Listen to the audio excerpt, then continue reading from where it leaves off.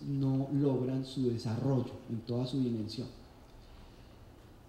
Y la manera de colmatar esa brecha, de resolver ese divorcio y esa separación entre el país político y el país nacional, es a través de los partidos políticos. No solamente a través de la sociedad civil. Nos vendieron en la década de los 90 especialmente la idea anglosajona de que la sociedad civil podía reemplazar a los partidos políticos, y resulta que no la puede reemplazar, porque los partidos políticos son los que forman cuadros, los que logran estructurar la dirigencia, y eso toma tiempo, eso toma preparación. Pero los partidos políticos tienen que adoptar mecanismos de democracia interna para que las decisiones que toman sean legítimas en su interior y para que reflejen confianza de sus militantes y de sus electores. Y los partidos políticos también tienen que renovarse para cumplir su función de interpretación. Un partido político, si no se renueva, se queda atrás, no es capaz de interpretar la evolución permanente y rápida que tienen las sociedades, que tienen los electores, que tienen los problemas que deben representar y que deben resolver y para los cuales tienen que buscar soluciones. Y eso significa que nuestros políticos de alguna manera entiendan que llega un momento en el que cumplen ciclos y que una vez cumplen sus ciclos deben dar un paso al costado y deben permitir que nuevas generaciones, que nuevos jóvenes surjan y puedan aspirar a escalar posiciones dentro de los partidos políticos. Y eso en nuestros países, en la mayoría de nuestros países, no ocurre. Hay como una especie de taponamiento generacional en donde nuestros políticos no se resignan a terminar sus ciclos de vida política y democrática y no tienen vida más allá de la política. Yo creo que uno como político tiene que tener un plan B en la vida y tiene que tener una vida después de la política. Eso no quiere decir que uno haga negocios desde la política, ojo con eso. Eso se lo aprendí a mi papá, eso fue una de las lecciones más importantes que mi padre me dio en la vida y en la vida política, y es que un político o es político o es empresario, es decir, o se dedica a los negocios o se dedica al servicio público, pero no se puede dedicar a ambas cosas al tiempo, porque termina enredándose, porque en tarde o temprano sus intereses particulares se le cruzan con los intereses públicos, con los intereses de servidor público. Y tenemos varios ejemplos en el escenario, en la geografía política latinoamericana, de políticos que se han enredado por tratar de hacer negocios desde la política. Mi papá me decía, si yo me dedicara a hacer negocios, seguramente sería el hombre más rico de Colombia, porque si yo le invirtiera el tiempo, la energía, el sacrificio que le he invertido a la política para hacer negocios, habría acumulado un gran capital. Y empresarios necesitamos en las democracias, porque si no, ¿quién genera empleo? ¿Quién genera inversión? ¿Quién genera empresa? Pero necesitamos políticos que se dediquen a lo suyo, y es que se dediquen al servicio público, que se dediquen a defender el interés general de la gente. Eso es muy importante. Yo creo que ya he hablado demasiado, Omar, y creo que va a ser mucho más interesante ponernos a conversar y a debatir sobre algunos temas puntuales, pero yo quería hacer énfasis en estos puntos que me parecen fundamentales, y es que generemos un intercambio y un diálogo más permanente entre parlamentarios latinoamericanos. Nosotros estando tan cerca, no me refiero físicamente, me refiero culturalmente, idiomáticamente, en fin, en muchos aspectos estamos tan cercanos y al mismo tiempo tan alejados. Es como lo que dicen de los chats y del WhatsApp ahora, que a quien está cerca lo aleja y a quien está lejos lo acerca.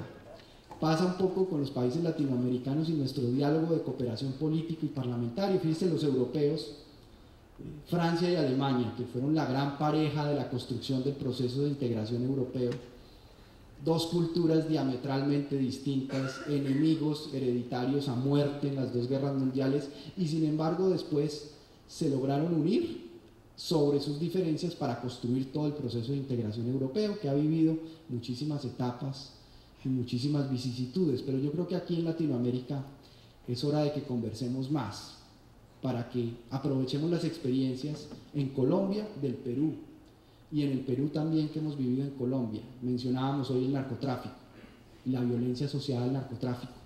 Nosotros tenemos muchas lecciones aprendidas que le hemos tratado de transmitir a México con todo afecto, y que con todo cariño también le queremos transmitir al Perú, para que no se vaya a crecer ese fenómeno en el Perú que está apareciendo y que yo sé que es fuente de preocupación para los peruanos por el sicariaje o el sicariato que está apareciendo en Lima y en el Perú, y en los ajustes de cuentas entre mafias, y creo que nosotros en Colombia humildemente podemos transmitir mucho de esas lecciones aprendidas. Yo les agradezco profundamente el haberme escuchado y no haberse ido al concierto de Paul McCartney, y pues ahora venimos al diálogo del conversatorio.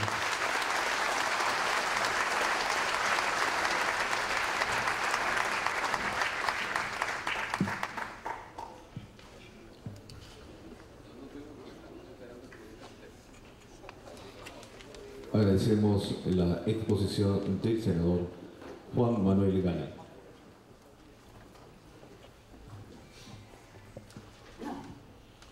Acto de distinción. Al señor senador de la hermana República de Colombia, doctor Juan Manuel Galán Pachón. Invitamos al congresista Omar Chejade a ponerse de pie, al senador Juan Manuel Galán. Vamos a proceder a la lectura del diploma de honor.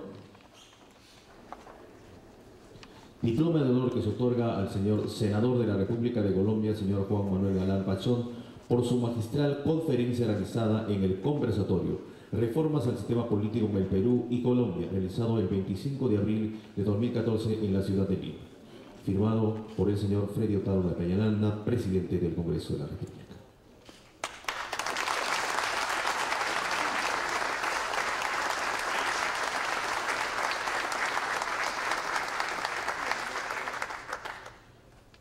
El congresista también hará entrega de un presente.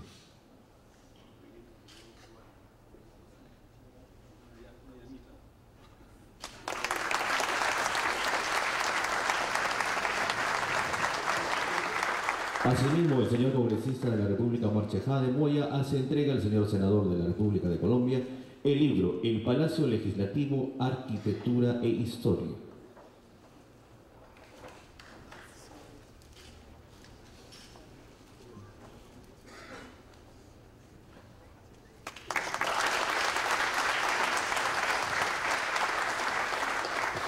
También el mismo libro, El Palacio Legislativo, Arquitectura e Historia, el congresista hará entrega al rector de la universidad.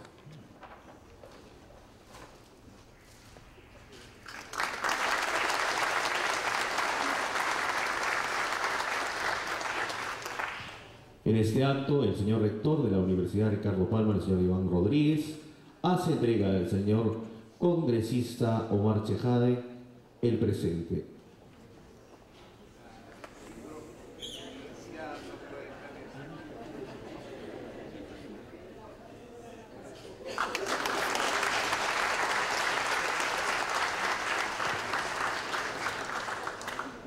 De la misma manera,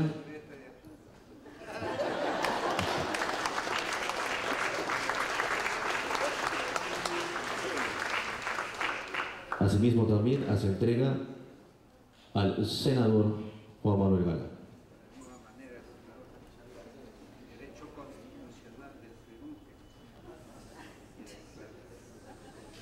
Derecho constitucional del Perú.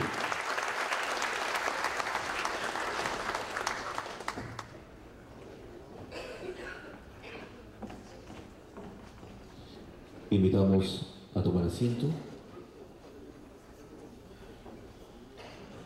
Hasta aquí hemos concluido con la primera parte del conversatorio. Antes de iniciar con la mesa de debates, invitamos a los señores miembros de la mesa de honor tomen asiento en sus respectivas ubicaciones del auditorio para que los señores ponentes de la mesa de debate tomen posesión de sus ubicaciones en la mesa principal y continuemos con el programa establecido. Para ello haremos un cuarto intermedio.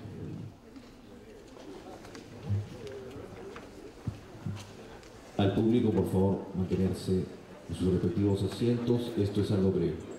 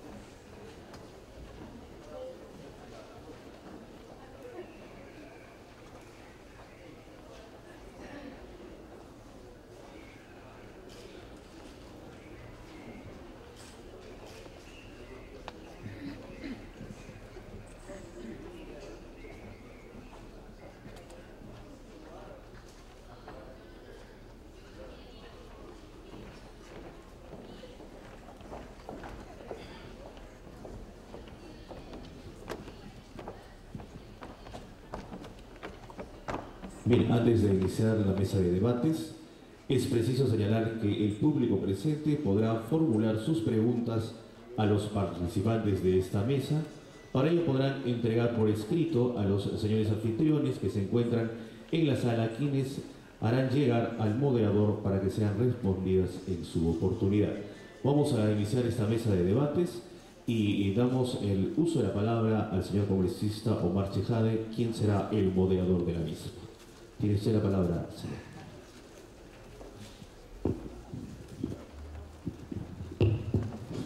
Bien, es un honor tener una mesa multipartidaria el día de hoy. Esa ha sido la tónica de los conversatorios que hemos tenido bajo nuestra dirección en la Comisión de Constitución, y creo que el día de hoy, más allá de estar a favor o en contra de ciertas iniciativas, fundamentalmente el proyecto de la bicameralidad, seguramente habrá matices, habrán algunas críticas a favor y en contra, y creo que es importante intercambiar ideas. Tenemos en la mesa de honor, está de más decirlo, a nuestro querido ilustre amigo Lucho González Posada, como ustedes saben, de larga trayectoria en el partido aprista, es integrante de la dirección política del partido, es abogado, ha sido periodista. Como ustedes saben, en el primer gobierno del presidente García ha sido ministro de Justicia, ministro de Relaciones Exteriores, así como representante permanente del Perú ante la Organización de Estados Americanos y además presidente del Congreso de la República en el gobierno del presidente García en su segundo gobierno. Asimismo tenemos al doctor Juan Cheput. Él ha sido ministro de Estado, primeramente es ingeniero industrial, conferencista internacional, catedrático universitario y político. Desde el año 1998 es militante activo de Perú Posible, es miembro de la Comisión Política, me parece que más ha sido presidente de la Comisión Política. En el año 2001 fue designado consejero presidencial en asuntos políticos durante el gobierno del presidente Alejandro Toledo. Posteriormente fue jefe del gabinete asesor del Ministerio del Interior y, como ustedes ya saben, ministro de Trabajo y Promoción del Empleo, cargo que ocupó en los gabinetes presididos por el premier Carlos Ferrero y Pedro Pablo Kuczynski, respectivamente.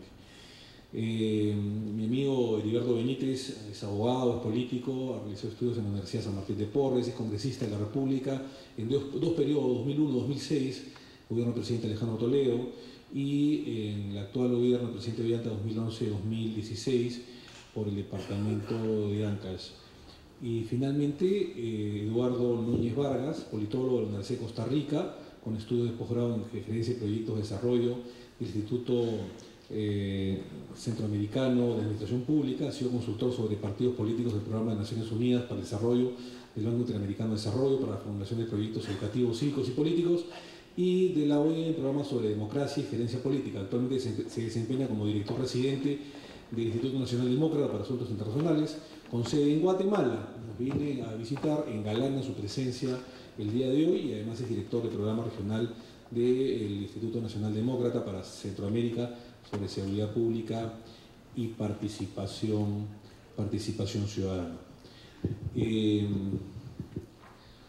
Comenzamos con Heriberto Benítez. Heriberto Benítez para hablar sobre reforma política del Estado, bicameralidad y otros proyectos de ley que se están debatiendo en la Comisión de Constitución y Reglamento, en el cual es miembro de dicho grupo de trabajo. Heriberto, adelante, por favor, un fuerte aplauso.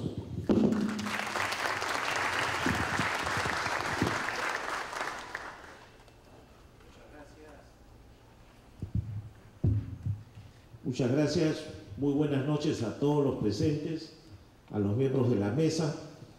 Creo que participar en eventos de esta naturaleza resulta sumamente importante y no puedo dejar de empezar saludando los lazos democráticos que existe con la hermana República de Colombia, sobre todo porque los peruanos tenemos que reconocer en Colombia que hace muchos años ayudaron a un líder importante, histórico peruano, Víctor Raúl Haya de la Torre, quien permaneció por muchos años asilado en la Embajada de Colombia cuando era producto de una persecución política.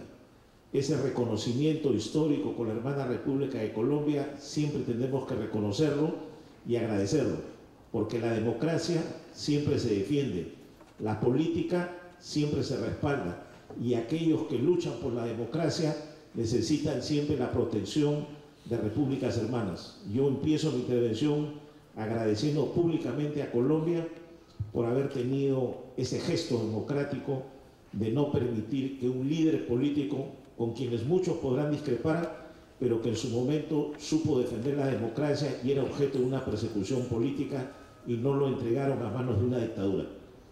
En segundo lugar, después de haber escuchado esta exposición importante del senador colombiano, yo creo que uno de los aspectos necesarios para nuestro país es el fortalecimiento de los partidos políticos, porque sin partidos políticos resulta difícil hablar de democracia, y a veces debemos empezar evaluando la responsabilidad que deben tener los partidos políticos cuando se producen elecciones, cuando se presentan candidatos, cuando se eligen autoridades. Porque en la práctica muchas veces observamos que los partidos políticos presentan candidatos, los eligen, estos, una vez que son autoridades, cometen situaciones irregulares o delitos, y a veces los partidos dicen: el problema no es de nosotros, el problema es de la población que lo eligió. Entonces buscan una manera de endosarle la responsabilidad al pueblo, cuando en el fondo quien presenta al candidato es el partido político. Quien debe hacer una evaluación previa de los candidatos que presentan es el partido político. Quien debe hacer una radiografía de la persona que aspira a ser una autoridad, quien debe evaluar la trayectoria democrática, el currículum vitae, la formación profesional o la representación que puede tener la persona, es el partido político, porque el partido político es el que lo presenta ante la sociedad. Acá en el Perú no es que el ciudadano que quiera ser autoridad va al Jurado Nacional de Elecciones, se anota, se inscribe, postula y entra a una lid electoral. Acá hay que ir a través de un partido político. Y creo que un primer punto que deberíamos evaluar es cuál es la responsabilidad del partido cuando presenta candidatos que después, digamos, fallan ante la población. Algunos que se cambian de partido, otros que renuncian a los partidos, otros que pueden cometer ilícitos penales, otros que terminan involucrados en determinados hechos. Todo eso debe asumirlo un partido.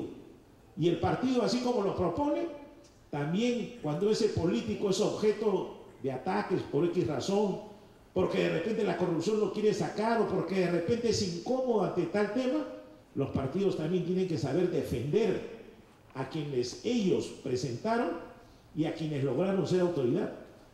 Creo que ese es un primer punto que debe discutirse y debe tomarse en cuenta, el fortalecimiento del partido político. Porque en la práctica, aquí hemos visto en muchos casos que a veces hay jóvenes, líderes, preparados, capacitados, sacrificados, que hacen carrera política y cuando ya les toca aspirar a postular a un cargo importante, aparece un tercero que tiene poder económico y termina llevándose el espacio, por no decir la candidatura. ¿Por qué? Porque a veces el partido dice, es que necesitamos fondos para la campaña, es que ¿quién nos va a ayudar a hacer la propaganda?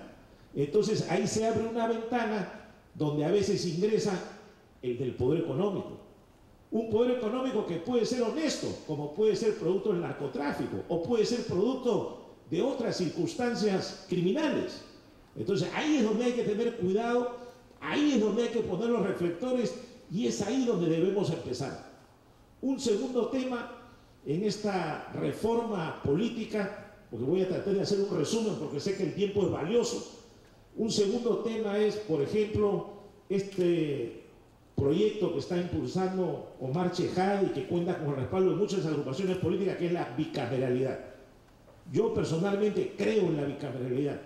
Creo que el Perú necesita una bicameralidad para fortalecer la institucionalidad democrática, para fortalecer los propios partidos políticos y para que en el balance democrático se vea pues una cámara baja, como dicen algunos, una cámara de diputados que sea representación de líderes locales o regionales y un Senado de la República que tenga una representación con una elección nacional, con personas que tengan una visión de país, que ayuden a respaldar y a aportar los debates o las iniciativas que pueden empezar en la otra Cámara. Un Senado de la República que no repita las funciones de la Cámara anterior, un Senado de la República que pueda elegir magistrados del Tribunal Constitucional, que pueda ratificar embajadores, que de repente pueda ratificar magistrados del Poder Judicial y del Ministerio Público, que pueda elegir al defensor del pueblo, que pueda revisar las leyes que apruebe la otra Cámara, que pueda discutir la ley del presupuesto, que pueda haber temas que no se repitan con la otra Cámara para que la Cámara de Diputados pueda tal vez trabajar las interpelaciones, el control político, la fiscalización y una serie de temas más concentrados en esa labor política. Eso creo yo que es necesario para el Perú. Muchas constituciones nuestras han tenido bicameralidad, otras unicameralidad, hasta algunas 3 cámaras. Pero yo creo que ahora una manera de fortalecer la democracia y fortalecer los partidos políticos es una bicameralidad. Porque ahorita, como estamos con una cámara, vemos los resultados que a veces terminan nuestras leyes aprobadas por el Congreso, observadas en su mayoría por el Ejecutivo. Por X razón, pero las observan. El Senado de la República, digamos, o lo ejerce el Tribunal Constitucional a través de acciones de inconstitucionalidad, o a veces amparos, o lo ejerce, aunque parezca mentira, el Presidente de la República observándonos las leyes. Entonces creo que ahí debemos también pensar en un tema de profundizar la necesidad de apoyar una bicameralidad. Un tercer tema, así rápido que lo toco, es el tema de la votación voluntaria. Creo que el voto voluntario como proyecto final es muy bueno y positivo, pero no estoy muy convencido todavía si este sea el momento de implementar un voto voluntario, porque si no fortalecemos partidos, si no fortalecemos democracia, la población no va a ir a votar. No hay nada que lo sensibilice o lo atraiga para elegir a sus autoridades. Pienso, tal vez me equivoque, que si mañana implementáramos un voto voluntario, solamente acudiría a elegir una mínima cantidad de electores por el descontento que hay de la clase política, por la falta de identificación actual con la clase política, por el descrédito que ha habido en muchos casos de la clase política. Y en eso hay que hacer una autocrítica. Todos los que estamos en política, de una u otra manera, terminamos expuestos. Yo he trabajado toda mi vida en campo de lucha contra la corrupción y defensa de los derechos humanos, y en los últimos días también he recibido los golpes y palos de la clase política. Y es así, uno tiene que asumirlo. Un político conocido de muchos años me dijo, la política es como un ring de box, y así como tú golpeas, vas a recibir. Y a veces vas a recibir hasta golpes bajos. Lo importante es que termines la pelea de pie. Con golpes o no, pero termínala de pie. Nunca te arrodilles. Siempre enfrenta, lucha y defiende tus ideales. Así que yo creo que con estas ideas o reflexiones que he dado, sería mi intervención y mis aportes, aunque sean mínimos, pero con la poca experiencia que he tenido, creo que eso es lo necesario para comenzar a debatir este gran tema de las grandes reformas políticas que requiere, reclama y necesita el Perú. Muchas gracias. Nuestro agradecimiento, como siempre, a Heriberto Benítez, y extendemos el uso de la palabra al compañero Luis González Posada.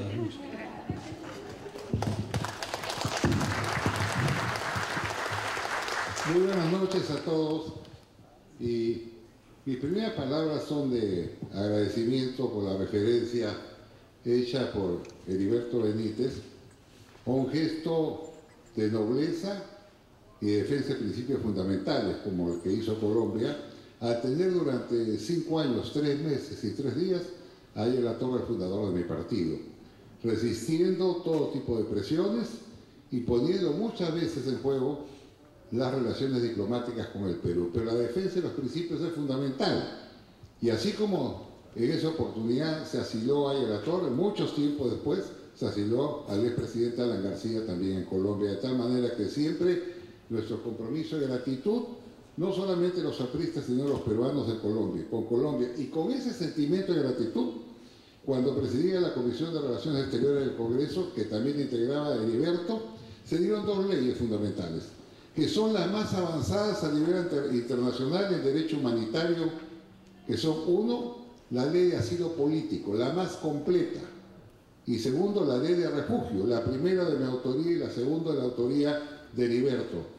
Y naturalmente cuando lo hicimos, también pensamos de alguna manera, al hacer el trabajo, compensar lo mucho que habían hecho países como Colombia, como Chile, por salvar la vida o la libertad de miles de ciudadanos que pasaron momentos de aflicción o de peligro en sus vidas o en su libertad. Yo saludo estos eventos porque, más allá que sea un intercambio de ideas, yo percibo en el objetivo de Omar una voluntad de concertación que es fundamental. Esta es una voluntad de concertación, de diálogo, de inteligente, respetuoso, de intercambio de ideas, de puntos de vista. Eso es muy importante en la política, que los políticos no nos tratemos como enemigos. Entre peruanos no pueden haber enemigos. Eso hay que borrarlo del vocabulario. Podemos tener discrepancias eventuales y lo talentoso es superar esas discrepancias. Y me alegró mucho realmente cuando recibí la invitación de participar en este foro, el nombre de Galán.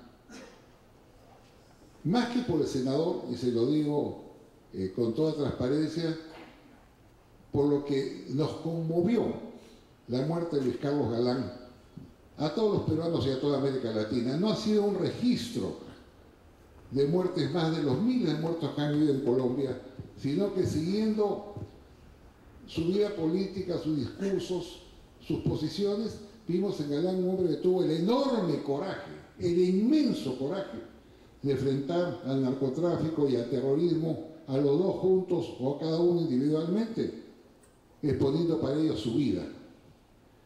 Y ese fue un acto fundamental.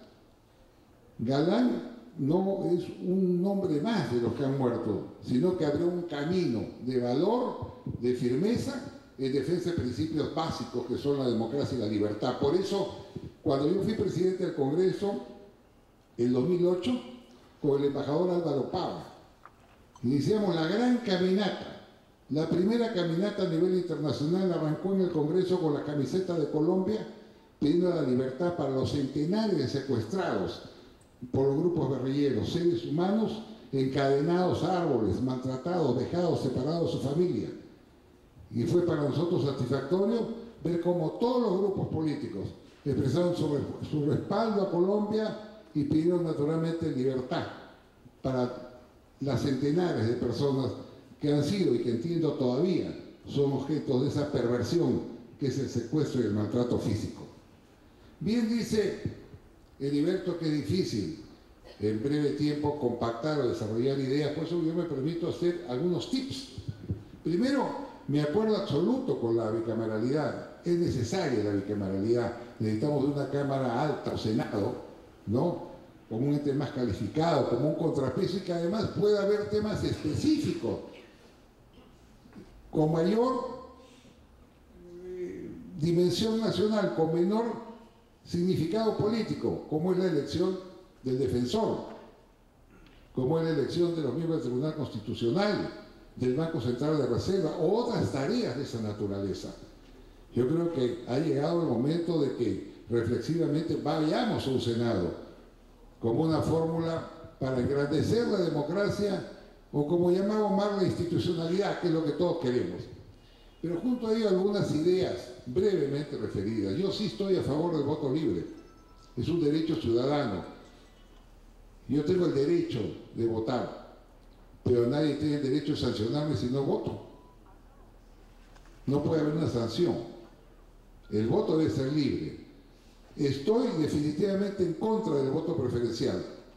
El voto preferencial ha degradado el sistema democrático. El voto preferencial lo que genera son pugnas entre miembros de una misma agrupación política. El voto preferencial significa que gana más espacio publicitario en la prensa, en los canales de televisión, en la radio, quien más dinero tiene. Y eso lo sabemos. El voto preferencial impide la designación calificada de los dirigentes políticos. Si un partido determinado estima, por ejemplo, o estimaba cuando había Senado que podía colocar 20 senadores, ese partido responsablemente, porque es su prestigio y su membresía, diría, muy bien, de esos 20 que puedo colocar, coloco 12 dirigentes del partido ampliamente calificados e invito a 8 personas que podrían darle lustre al partido y naturalmente podrían dar un gran aporte al país. Y hoy día es imposible. Usted no puede invitar a un científico. No lo puede invitar porque va a perder. No tiene forma de ganar una elección. Y por eso ustedes no los van a ver en las listas. De tal manera que yo creo que el voto preferencial ha sido negativo. Y si vayamos a la bicameralidad, muy bien. Que en el Senado no haya voto preferencial y si se quiere, el diputado que haya voto preferencial. El cuarto tema que yo creo que hay que abordarlo es el financiamiento público. Hay que abordarlo con decisión y con coraje. Tiene que haber financiamiento público para las campañas políticas, es parte del costo. Haríamos bien en publicar el cuadro, y en algún momento yo lo tuve, de cuánto es lo que gastan en Europa y en otros países del mundo en el financiamiento público a los partidos. Es necesario, como otro punto determinante, eliminar los topes para la libertad de invitados. Creo que viene el 20%, ¿no? ¿Por qué? Un partido político tiene que tener el derecho de tener absoluta libertad de poner el número de invitados que estime conveniente, porque un partido se va a preocupar, en todo caso, de que vaya la mejor gente. Esos topes, esos cinturones, son absolutamente innecesarios. Hoy día es 20%, ¿y por qué no 30%? ¿Por qué no 40%?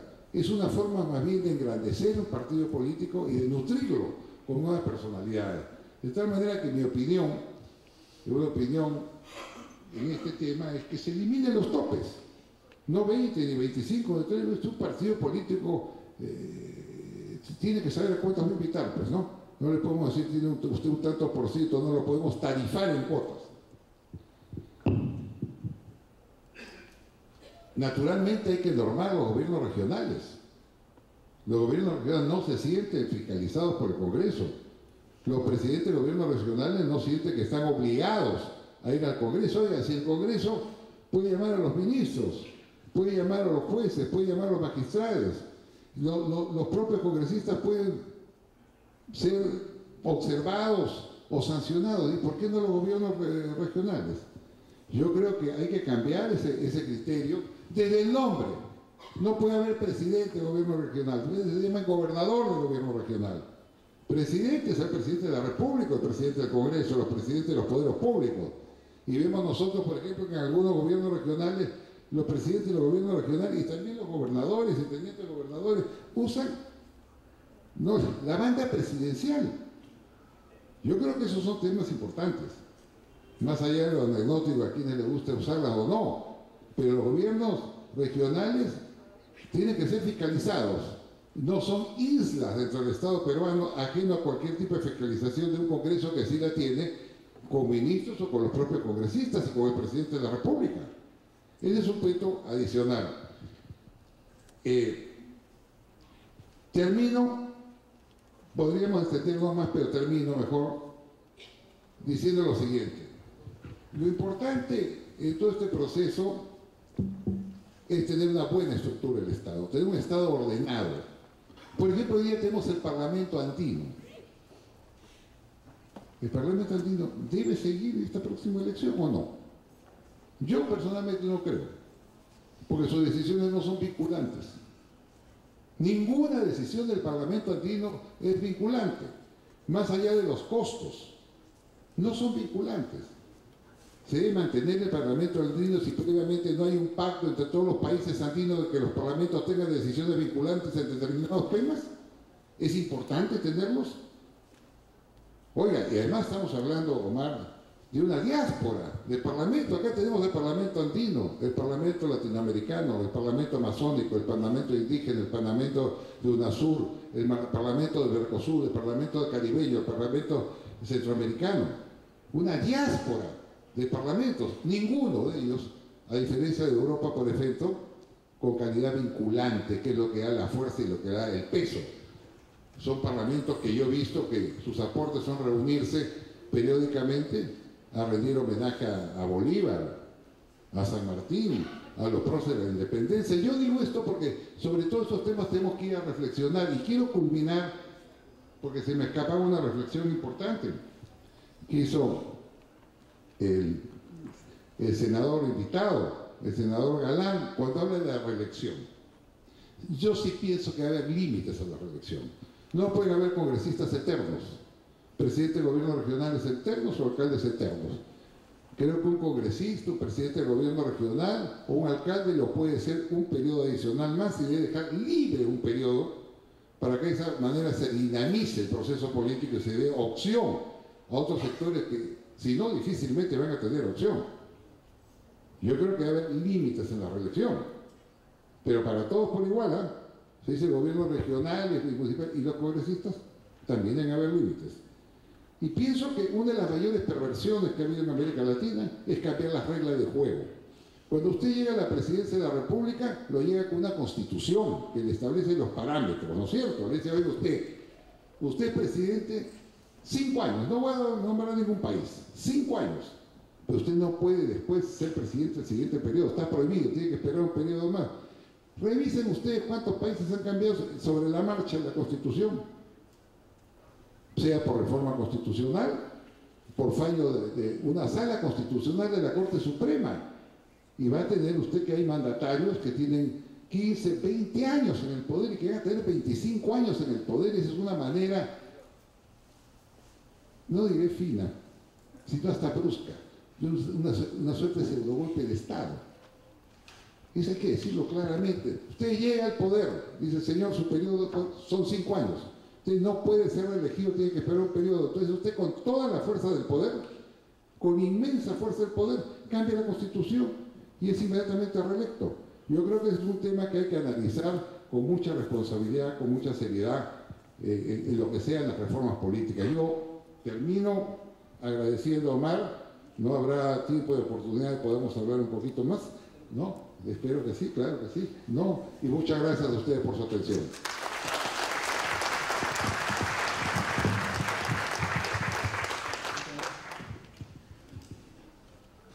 Muchísimas gracias al excongresista y nuestro querido amigo Luis González Posada. Hemos tenido la oportunidad de escuchar al representante de Solidaridad Nacional, Edgardo Benítez, después del Partido Aprista Peruano, Luis González Posada, y ahora al representante de Perú Posible, al ilustre invitado Juan Cheput. Juan, adelante, por favor. Muchas gracias, Omar.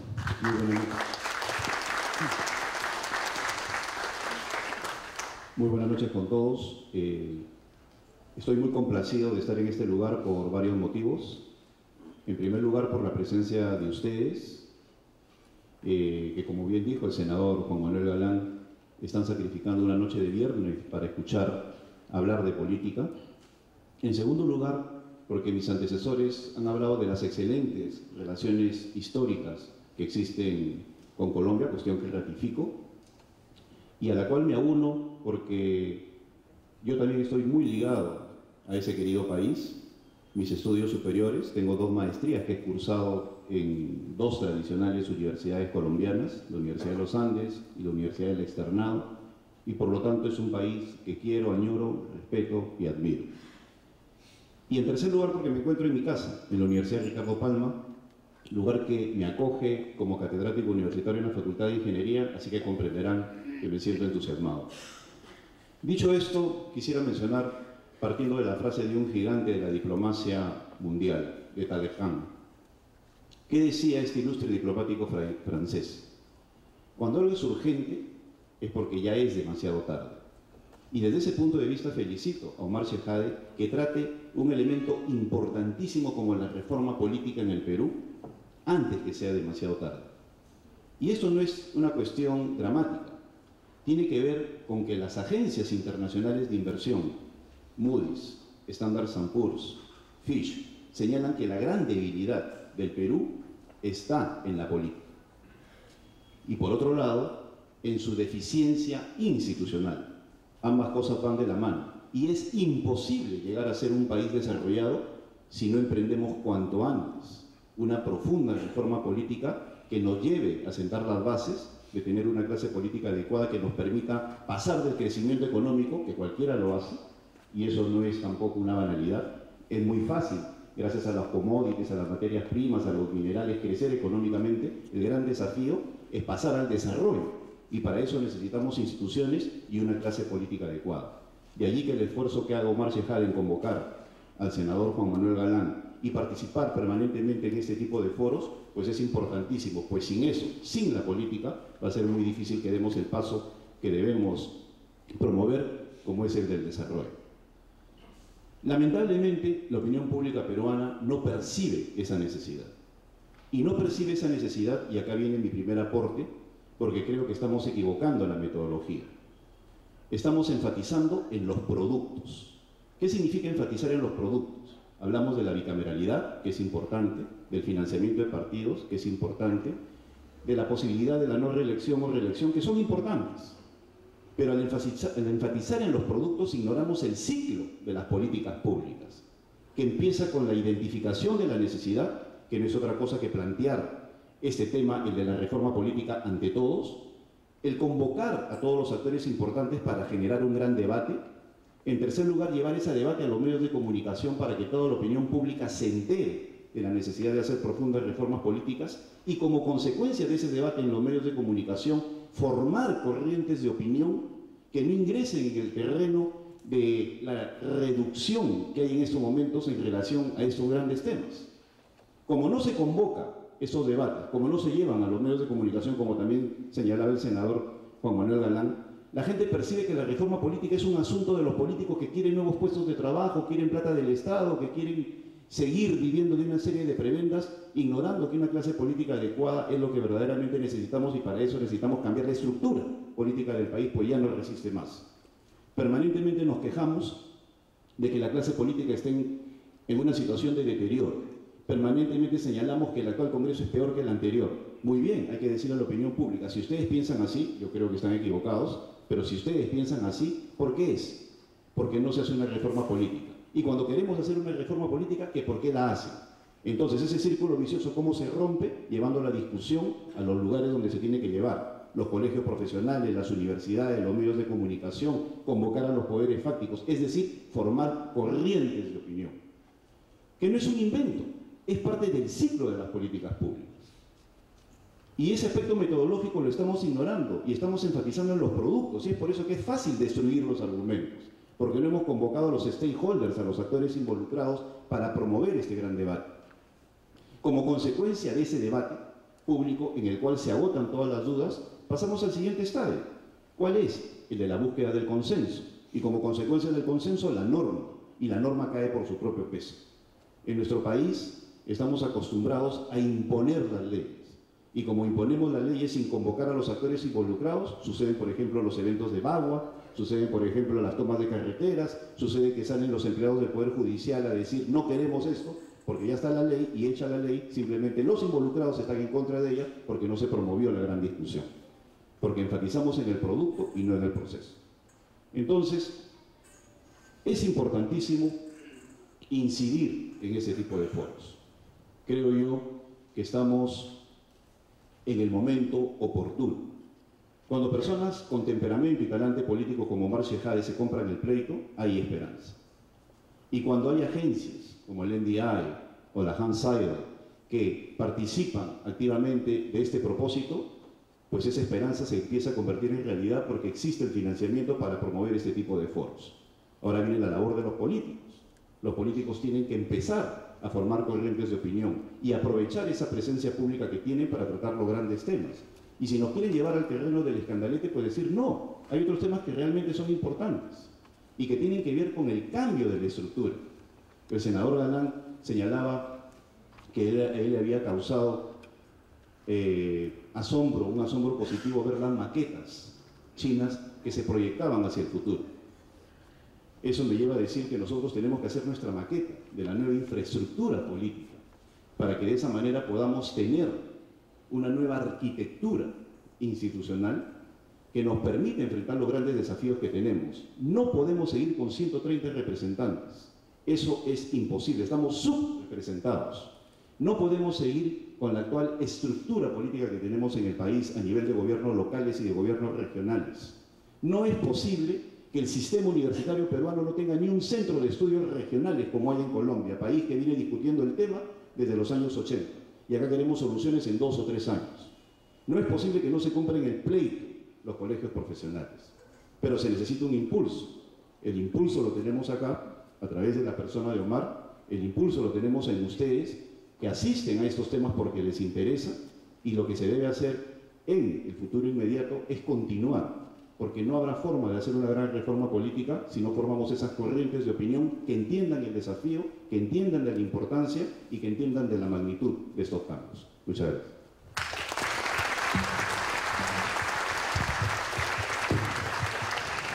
Bueno, agradecerle doblemente a Juan, uno por su exposición y dos por esas inmerecidas palabras de elogios en mi persona. Te agradezco, Juan, y la verdad que me revitalizan para seguir trabajando en bien de la reforma política del Estado y el fortalecimiento de la institucionalidad democrática en el país. Sin más preámbulos, damos la bienvenida y el agradecimiento también, como no, a Eduardo Núñez como director residente del Instituto Nacional Demócrata, el NDI. Digo NDI porque ya Víctor Rojas me llamó la atención el otro día por pronunciar mal el inglés, en el NDI, dijo, mejor dilo en castellano, así que lo digo en castellano. Eduardo Núñez, es grato tenerte y yo creo que el público está esperando tu exposición. No, muchas gracias. Muchas gracias por la oportunidad y bueno, después de la excelente exposición del senador Galán y de las intervenciones de los colegas de la mesa, muy pertinentes sobre la política interna peruana, obviamente yo no voy a opinar sobre ella, ¿verdad? Como es natural, y quisiera más bien aprovechar como para poner 3 reflexiones en contexto de lo que ustedes están debatiendo acá, de cómo se está viendo en términos del debate sobre la reforma político-electoral en América Latina. En el entendido, y dejo eso como punto, como referente metodológico, de que cuando uno habla de tendencias, el problema es que obvia las particularidades, entonces por supuesto siempre van a haber casos de excepción en cada uno de esos ámbitos. La primera reflexión tiene que ver con el carácter o la naturaleza y la pertinencia de la reforma político-electoral, o con el espíritu de lo que planteaba Juan Manuel. Mire, la reforma político-electoral es una extraordinaria herramienta de adaptación. Y la llamo una herramienta de adaptación que fundamentalmente sirve para cerrar brechas y déficits. Brechas en el diseño democrático de nuestros procesos de construcción en América Latina y déficits que han mostrado en términos prácticos el diseño institucional y procedimental de nuestras democracias. Hay brechas estructurales por ejemplo, la brecha entre el desarrollo normativo institucional y el desarrollo cultural de la democracia. Para decirlo de una manera sencilla, en la iglesia de la democracia todos hemos aprendido sus rutinas y sus liturgias, pero no hemos aprendido a vivir con base en los principios que decimos adherir. Temas como cuál es el mejor sistema electoral, o cuál es el mejor modelo de organización política, o cuál es el mejor modelo de financiamiento, o cuál es el mejor modelo de parlamento, si unicameral o bicameral, cómo respondemos, digamos, de alguna manera a expectativas ciudadanas crecientes de cambio, que la gente tiene claro que quiere el cambio, pero no necesariamente tiene claro qué tipo de cambio es el que está esperando. Por eso, normalmente los políticos y las políticas tratan de adaptarse a la demanda ciudadana, y cuando se adaptan a la demanda ciudadana, esa demanda ciudadana ya cambió. Y entonces ahí es como el perro persiguiéndose la cola, ¿verdad? Tratando de complacer expectativas que muchas veces no son posibles de complacer. Cuando se construye entonces una reforma político-electoral, se deben atender esos temas de carácter sensible en las coyunturas, pero debe hacerse con visión estructural, con visión de mediano y largo plazo, con visión de reestructurar, digamos, utilizar tu término, la infraestructura político-electoral del país, de cualquiera de nuestros países. Y en ese sentido, cuando uno ve América Latina, uno se da cuenta que hay idas y venidas. El famoso modelo pendular entre autoritarismo y democracia también lo tenemos en procesos de reforma electoral y de partidos políticos. Países que tienen sistemas unicamerales quisieran tener 2 cámaras, y países que tienen 2 cámaras se plantean si no funcionarían mejor con una. Aquí el punto no es solo si una o 2 o el sistema de pesos y contrapesos que se puede existir en la existencia de 2 cámaras, sino es cuál es el tipo de densidad institucional que requerimos del Parlamento para que responda, no solo en términos normativos, sino en términos de sus capacidades de control y fiscalización, como bien planteaba nuestro ponente principal en la noche. Países con voto obligatorio lo quisieran voluntario, los que lo tienen voluntario lo quieren lo quieren establecer como obligatorio. Y aquí la pregunta de fondo es: ¿cuál es el mínimo de participación que le da legitimidad a una elección y a una institucionalidad? Y dependiendo de eso, bueno, por supuesto, entonces escogemos el modelo más apto desde la óptica de nuestra realidad política. Países que tienen sistemas de financiamiento mayoritariamente públicos dicen que son muy caros y que hay que mover el péndulo hacia el financiamiento privado, y los que los tienen completamente abiertos dicen que la penetración de los dineros indebidos hace que tengamos que financiar más públicamente a los partidos para volverlos más instituciones independientes. Países que tienen voto preferencial se preguntan si el efecto de ese voto no ha sido fragmentar los partidos, propiciar el transfugismo en los parlamentos, y más bien plantean si no hay que volver a fortalecer la capacidad de los partidos para seleccionar de una manera más autónoma y adecuada los cargos que se van a presentar a elección popular. Entonces tenemos esa dinámica, digamos, de idas y venidas.